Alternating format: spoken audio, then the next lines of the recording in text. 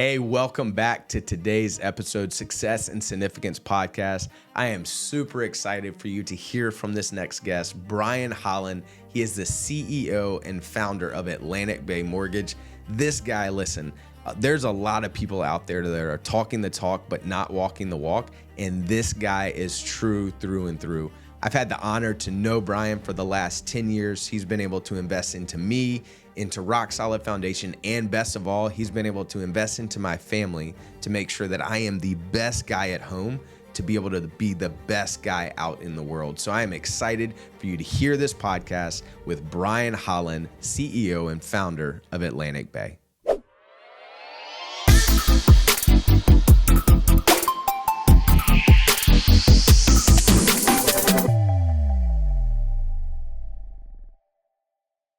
Hey, what is up, everyone? Welcome back to the Success and Significance Podcast. I'm your host, Eric Newman, and we are in for a treat today. I got one of my good friends here with me, a mentor, an entrepreneur, a trailblazer, Brian Holland with us. So we are super excited, Brian, to have you. Thanks for joining me today, man. Thanks for having me. Yep. So I know, before, when we were playing around with the podcast, you were on before. So now this is like the big boy take. Are you ready? I'm ready, man. This is like super upgraded here. It is. I mean, it's a lot nicer studio too. So, but thanks for coming, man. Thanks for being a friend, a mentor, and someone that supported me and Rock Solid Foundation for, it's been is it close to 10 years? How long? I think so. Yeah, it's been about 10 years. So let's just go ahead and dive into it. So, first of all, I'm honored and privileged to know the story of how Atlantic Bay was created.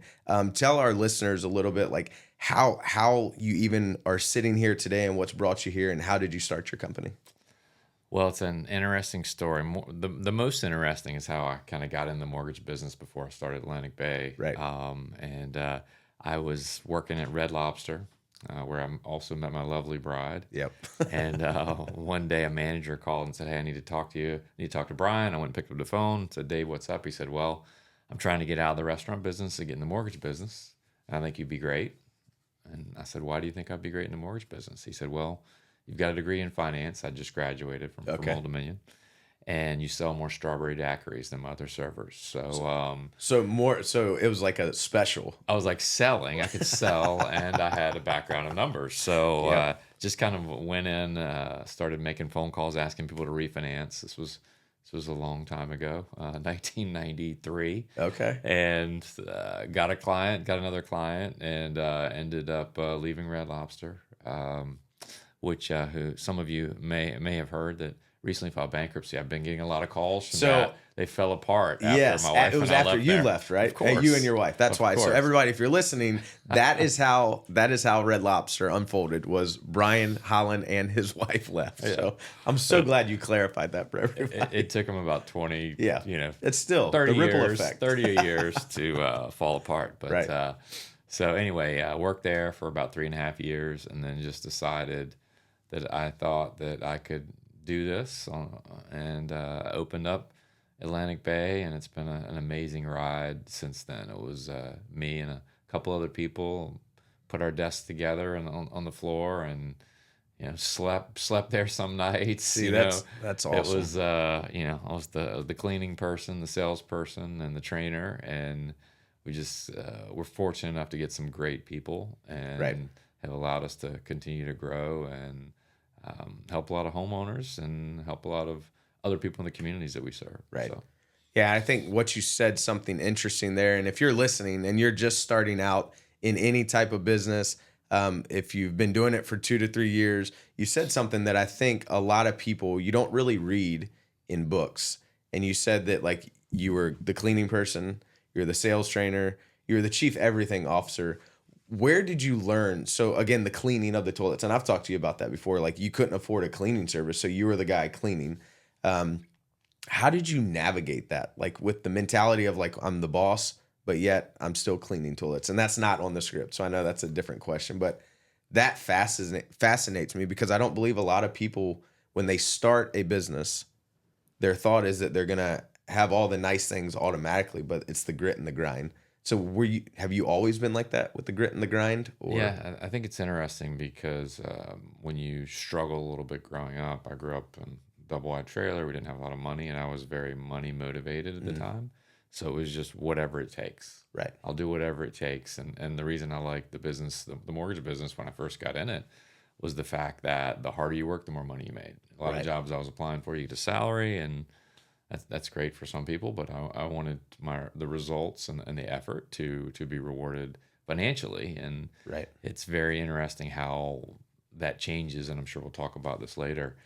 Your motivation, the Right. motivation in the beginning was more about money, and then it turned into helping other people and borrowers, and now a lot of the focus is on helping the charities and the organizations that my wife and I are involved in. So good, man. It's kind of full circle. It's great. that grit and grind, man. The drive for success to pour out significance, and that's what this whole podcast is on. So, again, thank you, man. All right, so this is a big one too. So when you're first started, and then when were things really good when you first started, or was it a grind to get it going, or how did? And what my point is, and the question is, there had to have been plenty of times where you wanted to quit. So do you remember a specific time where you wanted to quit, and how did you navigate just the fear of like losing everything? Yeah. There was quitting was really not an option. Right. You Plan know, it Plan was- B was to reiterate Plan A. Yeah, well, there were a lot of tough times. This business is very cyclical, and Right. so it's tough. And I was very motivated. No one knew our brand. They didn't know who we are. So hiring experienced people wasn't an option. Right. So we had to hire people from random industries. One of the guys that's still with me sat in the right seat of a Budweiser delivery beer truck. Right. That's amazing. And he's still with you now? Yeah, he's still That's with me awesome. now. He's actually president of one of our divisions. So, Okay. But yeah, you had to just find good people that didn't have experience, and you had to train them in the business. As far as quitting, some of the biggest challenges I had was when I lost a little bit of my focus, and I tried to do other things that I wasn't as knowledgeable about, invest in other businesses, become a real estate developer, or things that I wasn't, I really didn't understand. Right. And I think those are the things that sometimes can sink you when you get away from your core. Right. A lot of people talk about diversification. I think sometimes it's diversification, because You need to say that again. Say that word again. I said sometimes instead of diversification, it's diversification, because go. you're getting involved in things that you're really not an expert in. You don't understand. You're not actively involved in it every day. Right. And I think those are the things that can really trap you, especially when you're building a new business and you lose your focus. One of the coolest. There's a lot of people that think multitasking is the greatest. But there's a very simple exercise that I did someone showed me years ago, that talks about focus and how important focus is. If you time yourself and you write down 1 to 26, and then you write down your ABCs and see how long that takes to do to both lines, and then you go back and you time yourself and you do 1A, 2B, 3C, 4D, and it'll take you twice as long at least. Man, that's good. Right? So it just talks about focus and how important it is to be focused on the goal, kind of the one thing that you're trying to do to push yourself and take you to the next level. It's the simplicity aspect of it. And I think you're the one that told me this too, is like, your business doesn't have to be like this glorious, shiny thing. Some of the most successful businesses can sometimes look like the most boring businesses. And so I think, and that goes to your point of like, yes, what you're doing, the outcome is great. You're putting families in home. And I love Atlantic Bay. I love everything that y'all stand for. But doing the mortgage, it's the same process over and over and over. And then you've just become excellent and an expert at that. So the quitting side, that diversification thing, if y'all should skip back like 20, 30 seconds and listen to that again. I'm guilty of it too, man. Like that's what even brought me here, is when I first started. I started the lawn care company, then I sold that, then I started the construction company, and then I wanted to get into site development. Then I started a window company, and like I was doing 1A, 2B, 3C, and I couldn't do any of those things right. But the good thing is that's what why I'm sitting here now. But that's really, really good. So failure. Have you ever dealt with like the fear of failure? Or I know that you said quitting wasn't an option, but what about failure? And Yeah, for sure. When I was doing the real estate development things, it was and had major projects going on in 2008, 2009, 2010, huge developments. And yeah, again, that wasn't my expertise. I was just involved, but I was signed on the debt. Right. And, I have Atlantic Bay over here, which is my baby that we've grown and grown. And getting involved in something over here, led to a lot of sleepless nights. And basically I had to go to the banks and say, hey, I'll give you all the cash I have. Let me off of this real estate stuff so I can go back and focus on the mortgage business, which is my core business and the Right. people that I care about and what we've been able to grow. So by making that mistake, there was the potential of everything failing. Right. And so it was again a lot of sleepless nights, a lot of fear of the unknown and what was going to happen. Because when you build an organization and you have a lot of great people, there's a lot of families that depend Right. on you. Right. We have over 800 people on our team, so that's 800 families that depend on you making a good decision. Right.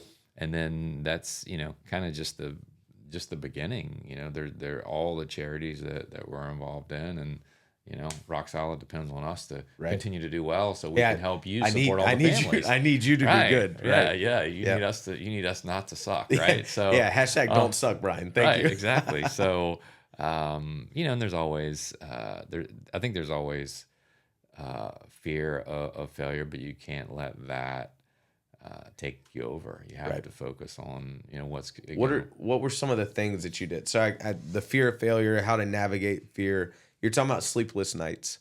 So, and I mean, if you're running any type of business and you're an entrepreneur or you're dreaming of a business, I promise you, like that's one thing that will come with the territory. And I've heard it said, heavy is the crown, right? So, and I'm not saying that we're kings or anything, but if you're a leader of a business, there's a weight that is unexplainable until you sit in the seat. So on those sleepless nights, what did that look like for you? Like, were you just up pacing? Were you trying to meditate, or were you just writing things down?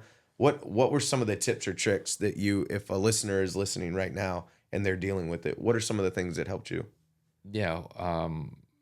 Well, I wasn't smart enough to meditate back then. It would have been great. I think it I would was have about to been say, you're the helpful. one that got me to start I meditating. know. So, But back then I wasn't. Right. I wasn't engaged in that, so I wasn't smart enough to do that. I think just the relentlessly being unwilling to fail and just keep going is Right. what gets you through it, and not willing to let everyone down. That's counting on you Right.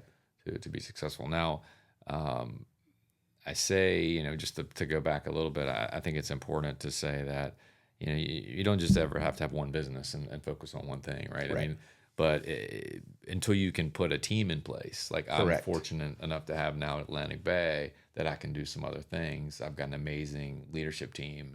And so once you're able to build that and grow those people and get them in this, the right people, right seats, once you can do that, then you can start looking at other places Right. and other things to do. But until you get that piece done, that's super. You just can't move on to other things. So I would love to have the meditation back then. I really think it would. I think it would have helped Right. back then. But Well, it at was least just maybe got you a little bit more tired. But once the brain starts clicking, for me, it's hard to shut it off. I was telling somebody the other day, my office hours, and they lean in, they're like, "Oh, what are your office hours?" Like my primary office hours, like when I'm really in the trenches of business, is probably about 2:30 in the morning to about 4. And what I mean by that is that's when I usually wrestle with like some of the biggest problems. And I don't know if it's just because I wake up from all the stress, but it's where I have enough silence around me that I'm able to like write some stuff down. But I think just it comes with the territory though. I think that if you're an entrepreneur, you're going to have sleepless nights. And I agree with you. The team aspect of what you're talking about. How long did it take you think, that for you to be comfortable enough to where you built your team and then you could start dabbling in other things? How long did that take? a long time. Yeah. It takes- and it's constant. It's nonstop. Over 20 years, right? Okay. And then you feel that. My team is amazing, right? And a key component of my team is, Right. and head of your board, Yep. right? And Emily. she's the one that introduced She's us. amazing. Yeah. Yep, she's amazing. Yeah. As are the rest of my executive team. And we've been working together for 15 years, Right. and it's just you find that even when your executive team gets to a certain level and they're doing amazing, they want support, and they want to be able to make the similar decisions that you would make. So I think that's one of the things that we talk about a lot, and we go through their decision making process because they really want to learn what I think about, Right. when I'm trying to make a decision, and what factors that I put in, so they can make their own decision, but a similar decision. One of the things that we talk a lot about is don't punch a hole in the bottom of the boat, right? Right. Occasionally That's you can good. punch a hole in the side of the boat, and the Right. boat still floats. You punch a hole in the bottom of the boat, and you're in trouble. So when we come up with those big decisions that potentially are a hole in the bottom, we want to really get together and make sure that Man, we're that's so making good. a solid call on Yeah. those. That is good. Like it's because a boat can withstand tiny holes, but if you punch a hole right in the bottom, there's no such luck. That's That's so good, man. For you, it says as you were navigating life and business, and I love the fact that you and your bride, like, and I get the honor and privilege. I get to go on date nights with y'all and stuff like that. But like, I think that's one thing about you, though, man, is like your talk is the talk, but you also walk the walk. I see you like if y'all are walking, you grab Jen's hand. Like you've been able to grab or build a successful life, successful business. You still have your family. Your kids are absolutely amazing. And so for that, what I'm kind of getting at is when did it all click for you that it's bigger than money? That you have these beautiful kids over here, you have a beautiful wife, like you're out here chasing money. How did you navigate the yes and? Does that make sense? Success Sure. and significance. Yeah, I think it's hard to put a um, date on it, but I think obviously, as you know well, when you have kids, it just changes your whole world. I mean, Right. it's just like they become first. Yep. And you want your spouse to be first as well, right? Because at some point the kids are going away, Correct, right? correct. Which I'm in the middle of now. But my children ones just both moved to DC. Um, but there's just something about it that changes your whole perspective, and realize what's most important. And now for me, money's still important, but it's important to help people Right. less fortunate, Right. right? And people that are in bad situations, whether it's physical, whether it's mental, whether it's financial. We have the benefit of building a really nice company, and we want to help people. And Right.